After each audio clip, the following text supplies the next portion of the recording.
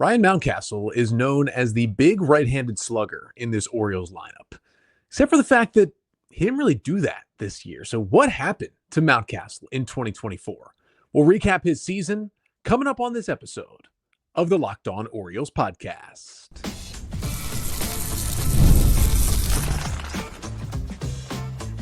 You are Locked On Orioles, your daily Baltimore Orioles podcast. Part of the Locked On Podcast Network, your team every day. Hey there, Orioles fans. Today is Tuesday, November 12th, 2024, and welcome back into the Locked On Orioles podcast, part of the Locked On Podcast Network, your team every day. As always, I'm your host, Connor Newcomb. And coming up on today's episode, we are going to continue our Orioles 2024 Player Season Review Series as we break down the 2024 campaign for Ryan Mountcastle. We'll talk about what went right for him as he was productive at times and had played great, almost Gold Glove first base. We'll talk about what went wrong for him in terms of his just inability to pull the ball and the power being zapped. And then we'll talk about what's next for Ryan Mountcastle. Is he a trade chip for the Orioles this offseason? But that's all coming up on this episode of the Locked On Orioles podcast, which is brought to you by Game Time. Download the Game Time app, create an account, and use code LOCKEDONMLB for $20 off your first purchase. So we're chatting about Ryan Mountcastle as we continue our series recapping the 2024 season for pretty much every single one of the players on the Orioles 40-man roster. And today we talk about Ryan Mountcastle. Now, if you're unfamiliar with the format, we talk about what went right, what went wrong, and then the biggest storyline for each Oriole heading into the offseason and into 2025. So for Ryan Mountcastle, we begin with what went right this season. And the first thing is he cut down on the strikeouts. The strikeouts had been a big issue, I would say, for Ryan Mountcastle throughout his career, but a 22.5% strikeout rate was the lowest of his career in a full season. And that was nice to see for Mountcastle. Putting the ball in play more is generally going to be a better thing. Now, he did it because he did something a little different that you could argue whether or not it worked out for him. First of all, he also walked less. And when you're Ryan Mountcastle and you're walking at already below league average standards, it's not great to go from a 7.9% walk rate in 2023 to a very much career low 5.3% walk rate this year. He was rarely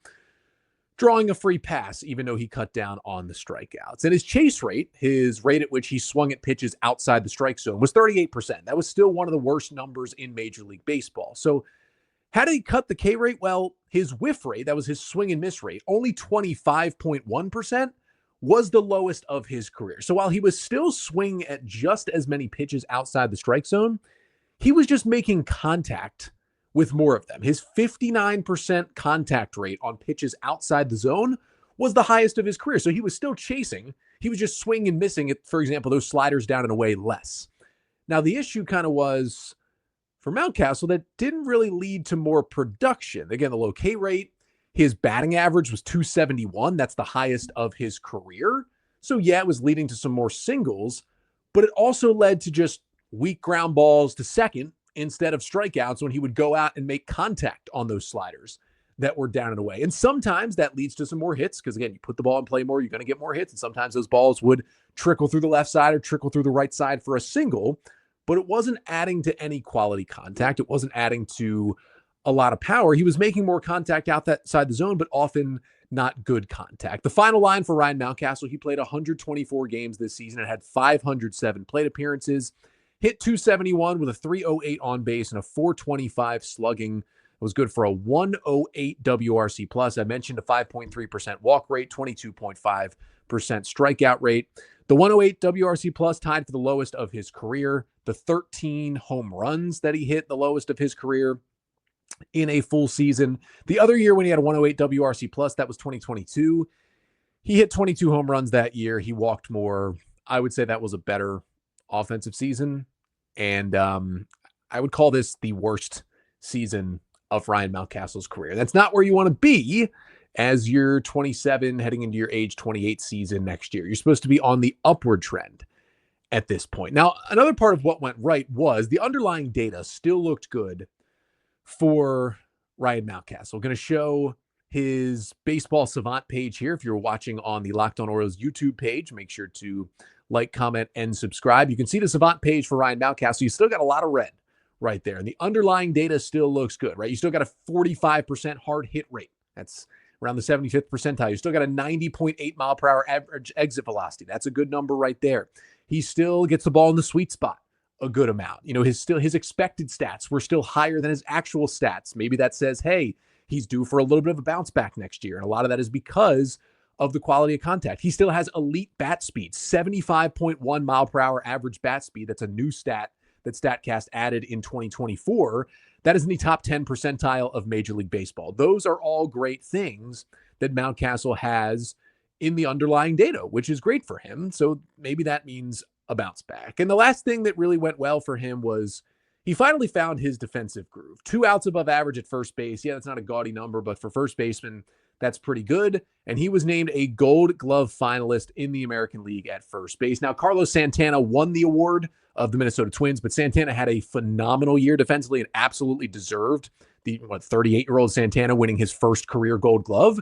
But Mountcastle pretty clearly was the second best defensive first baseman in the American League. And for a guy who was drafted out of high school as a shortstop, they tried him at short, they tried him at third. They moved him into left field in the big leagues. That was a disaster. Then they moved him to first base. It wasn't great for a while, but the last couple of years, he's been getting better and better defensively at first base.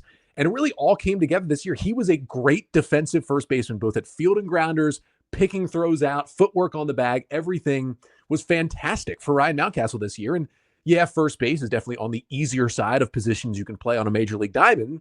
But after moving him around so much, knowing his bat as a prospect would get him to the big leagues, just trying to find a position for him, it's unfortunate that it ended up being first base, but it's good that he has mastered first base defensively. Now, okay, he finally found his position.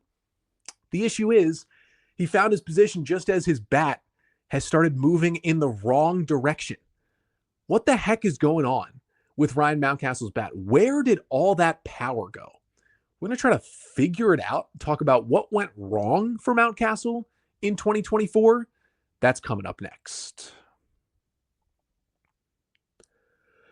But first, this episode of the Locked On Orioles podcast is brought to you by Game Time.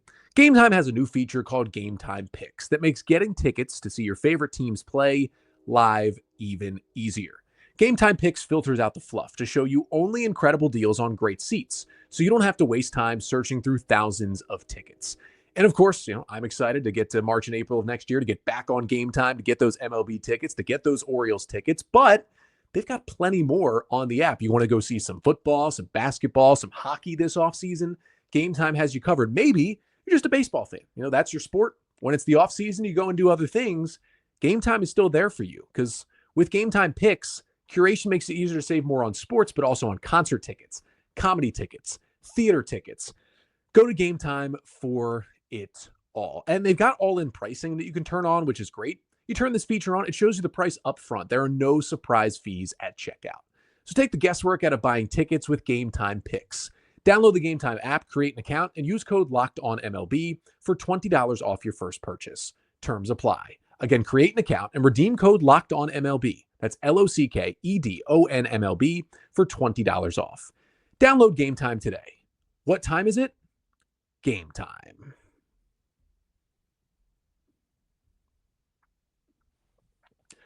So we talked about what went right for Ryan Mountcastle in 2024 with that underlying data. Still looking good for the Oriole first baseman, and his defense really, really looking up. But here's what went wrong. And the first thing was he missed time again. Now, it wasn't as much time as he missed on the injured list in 2023. Remember, he kind of discovered that vertigo issue last season, missed a good chunk of the year. Last year, he was only playing in 115 games. This year, he played in 124. He got about 30 more plate appearances this year, so he was on the field a little bit more this year, although he had a different injury issue. He missed about a month late in the year, jammed his wrist sliding into second base, and just kind of was out for longer than anyone expected. Now, I'm not sure the injury led to a lot of his offensive issues, because he was already struggling before he had that injury, and he did come back for the final week of the regular season. He was on the postseason roster and played in both playoff games against the Royals as well, and he was kind of productive, especially in that last week of the regular season. But it was tough for him to miss time again, especially as he was working through things. But the even bigger part about what went wrong, besides just not being able to stay on the field as much as he would like, is that the power was just zapped. 154 isolated power, 13 home runs, both the lowest numbers of Mountcastle's career in full seasons. And as I already talked about, like his exit velocity and hard hit numbers were good. They're actually better than they were back in 2021. 2021 was that banner rookie season for Mountcastle, basically played every day, hit 33 home runs, was kind of a contender for AL Rookie of the Year despite not winning that season. That was when he broke onto the scene, and it was like, this guy is a legitimate power hitter. Now, it's interesting that he hits 20 less homers where his hard hit and exit velocity numbers are better across the board than they were in that season 3 years ago. Now, some people are going to say, oh, it's the wall, right? 2021 was the last year of the short porch in left field where right-handers could just clobber home runs again and again. Before the 2022 season, the Orioles upped that wall and moved it back and made it much tougher for right-handed hitters to hit the ball into the seats. And that's definitely some of the problem for Ryan Mountcastle. Oriole Park 27th in baseball in terms of home run ballpark factor for right-handed hitters. So that means basically there are only 3 ballparks in the majors that lend themselves to less homers by right-handed hitters than Oriole Park does. It is not a great place to hit for power if you are a righty. But, and you look at something like Nats Park, right? It's about league average for righties. StatCast says Mountcastle would have hit 20 home runs had he played all of his games at Nats Park this year. So clearly, the ballpark is affecting him. That's something we knew was going to happen. For any right-handed power hitter in the Orioles lineup, that wall is going to affect them negatively in terms of their home run numbers. The thing is, it could also help them in other numbers because there's a lot more space out there to find singles, find doubles, even find triples out there in Elrod's corner. But he wasn't doing a lot of that. And here is really the biggest issue in terms of what went wrong for Mountcastle this year. He just completely stopped pulling the baseball. And that has a lot of layers to it. Now, his pull rate was 27.9%. About 28% of the balls he put in play were pulled towards the left side. That is the lowest pull rate of his career. And not only that, as we do these player review episodes, we talk about kind of the stat of the year and the moment of the year for each of these guys. Here is the stat of the year for Ryan Mountcastle. That 27.9% pull rate for him was the lowest pull percentage for any qualified right-handed hitter in Major League Baseball this year. Let me say that again. Of all the right-handed hitters in the majors this year that were qualified, so played a good amount of their games, no one pulled the ball less than Ryan Mountcastle. That is a little bit concerning. Now you can say, Connor, he should be a well-rounded hitter. He should be hitting it to center and right field and using the entire field. And yeah, I get all of that. But pulling the ball in the air, statistically, is what leads to the most home runs, what leads to you hitting for the most power. Now you could say, Connor, is he doing it on purpose, right? They moved the wall back, and now he's purposefully trying to hit the ball to center and mostly to right field more because the fences are shorter and there's a better chance he hits a home run if he goes to right field. Certainly a possibility. But let's dive into this even further because, again, his pull rate in 2021, when he hit those 33 home runs and the wall was still close at Oriole Park, was 39.7%. His pull rate was almost 12% more that year. So that makes you think, wow, he might be making a concerted effort to change things, thinking, hey, there's no power. There's no point of me hitting the ball in the air to left field. It's just going to be caught for a long fly ball out instead of what it used to be, which is a home run over that short porch. But he pulled closer to that level in 2022 and 2023 when the wall was already pushed back and he had more success in those seasons and he was still pulling the ball. And again, there's a lot of room for extra base hits out there. So you may not get a home run if you pull it to left, but you might get more doubles than you used to get. That's always a good thing. You'll get more singles because outfielders play a lot further back and you can dump a lot more singles into left field. You can get that too. That certainly helps your team and helps your batting line. But here's the thing that really tells me that it's not as much him making a concerted effort when he's at home. He's not saying in those 81 games at Oriole Park, I'm focusing on center. I'm focusing on pushing the ball the other way to right field because I just can't have success with this new wall. His pull rate is actually is actually higher at home than it is on the road. You split it down to home and road splits. 29.3% pull rate at Oriole Park for Mountcastle this year. Still very low, but higher than his year average because he was at a 26.6% pull rate on the road this year. And think about the ballparks he's playing in on the road. You're going to Yankee Stadium, where you can hit one out fairly easily in left field. You're going to Fenway Park, where if you put the ball in the air and hit it hard, you're going to hit that thing over the monster, at the very least, bang it off the monster and get extra bases all the time at Fenway Park. Tampa, you pull it down the line in left field. It's got that little short cutout where you can get a bunch of home runs, and where he's playing a lot of his road games, and he's pulling the ball even less. So not only does he have the lowest pull rate of any Oriole at Oriole Park this year, only 2 opposing players came in and pulled the ball less at Oriole Park than Ryan Mountcastle did, but he's not pulling it on the road. So to me, if he's doing it even less when he's at away stadiums that play much better for right-handed power hitters, that tells me he's not just making an effort at home.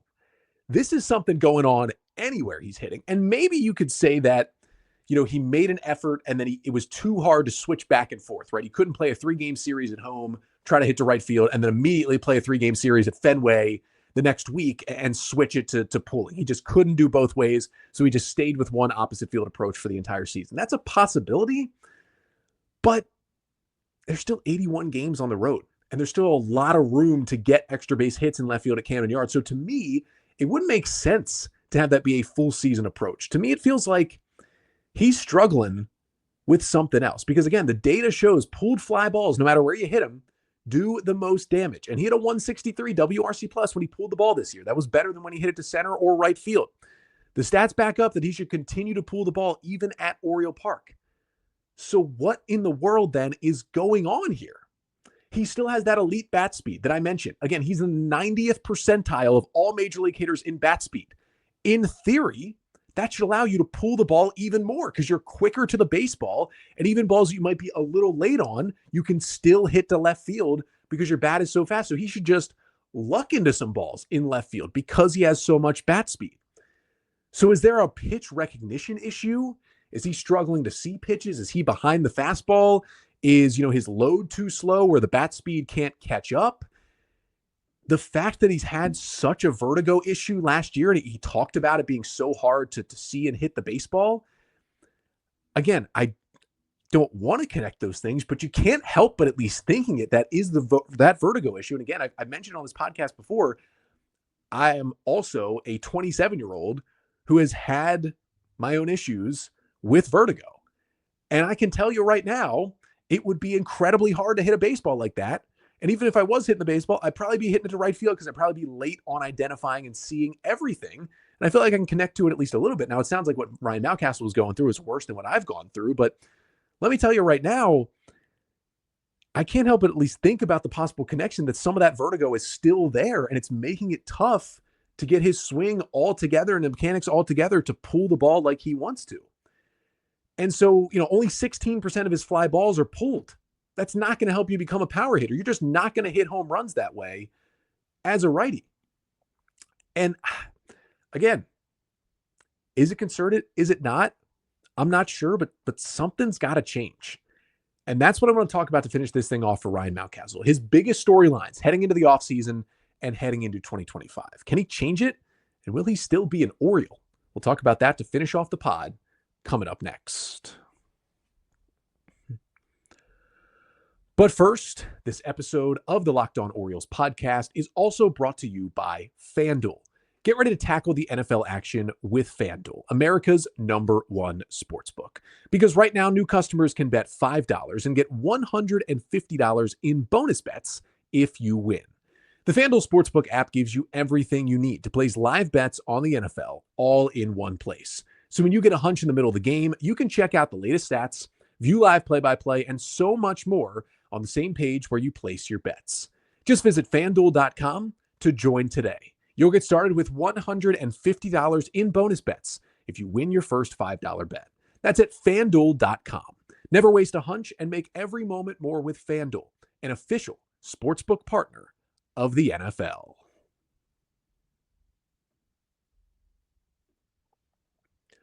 So to finish things off on Ryan Mountcastle's 2024 season review, we talk about what is next for Mountcastle, his biggest storylines heading into the offseason and heading into 2025. Now, Mountcastle is arbitration eligible this offseason. MLB Trade Rumors projects him to make $6.6 million for 2025.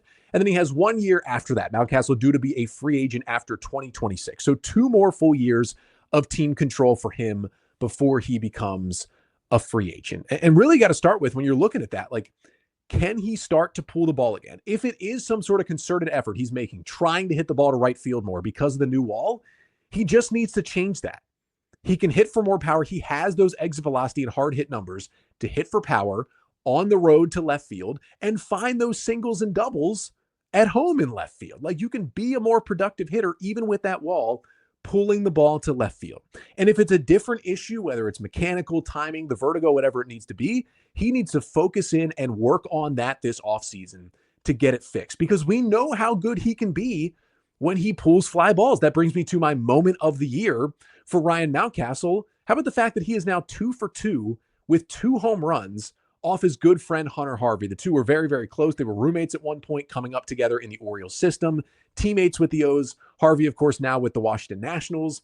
And Mountcastle, his biggest hit of the year came off his bestie, Hunter Harvey, a 2-run home run that he scorched to left field into the bullpen at Nats Park in the top of the 11th inning to give the Orioles a 5-3 lead at the time. The O's would then blow the lead in the 11th and then eventually win the game, that wild game, in the 12th at Nats Park. But that was a huge home run where he got a hanging pitch down the middle and pulled it in the air for one of his 13 home runs this season. You know he can do it, especially on the road, like he did it right there. And whether or not he fixes the pull issue, if he does, he becomes much more valuable to the Orioles. But either way, I guess the other big storyline heading into the offseason is he still a trade candidate? Remember, his name was coming up multiple times at this year's trade deadline. It was really him and Cedric Mullins that were major league players that the O's were seemingly willing to deal to improve their team at the deadline. They ended up, of course, holding on to Mountcastle and Mullins, but he's a guy who you could argue is replaceable on this roster. You have another first baseman in Ryan O'Hearn, who does different things,